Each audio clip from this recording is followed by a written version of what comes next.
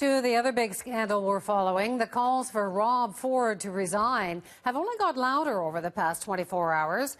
That's after Toronto's police chief said he has video of the mayor, that video, the one alleged to show Ford smoking from a possible crack pipe. But the mayor is holding firm, saying he won't resign.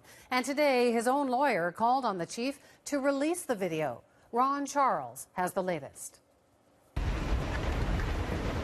That's Toronto Mayor Rob Ford's friend and occasional driver, himself being driven to a courthouse this morning in the back of a police car. Alexander Lisi is charged with extortion and accused of using threats, violence, or menace to obtain the video that allegedly shows Ford smoking from what appears to be a crack pipe.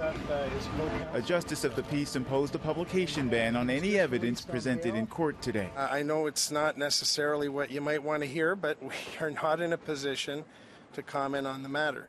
But police surveillance documents revealed yesterday show that in the days just after the first revelations about the video, Lisi was busy on his cell phone, calling or texting with the mayor repeatedly, then calling Mohammed Syed, one of the men police believe had the video, and then calling the mayor back late into the night.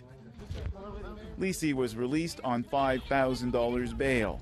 It's been very difficult for him. He's been living under a spotlight that, quite frankly, is extraordinary and is, quite frankly, I've never seen before, and it's obviously very difficult. While Lisi was in court, Rob Ford was huddled with family and senior staff at his mother's house.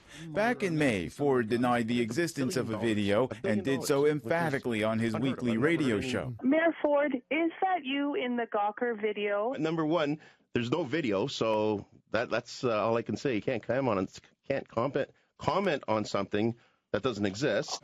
But yesterday, Toronto's police chief said that a video does indeed exist. The digital video file that we have recovered depicts images which are consistent with those that had previously been reported in the press.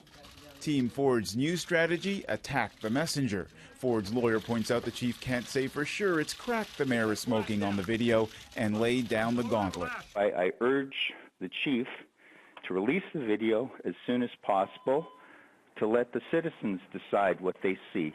A spokesman for the police chief said there's a good reason the chief is not allowed to do that. Our job, according to the law, is to put the evidence before the courts, and then the courts decide what can be released.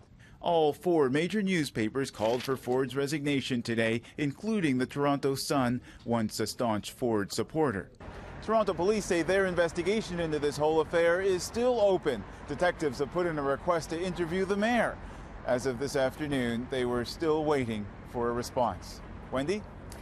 Thanks, Ron. Ron Charles tonight.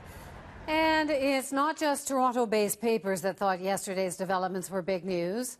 Ford's face and the police chief's revelation was on the front page of dozens of papers across the country this morning, even trumping local news in Montreal, Halifax, and Calgary. And always good for a pun, the Huffington Post's front page today, release the Kraken.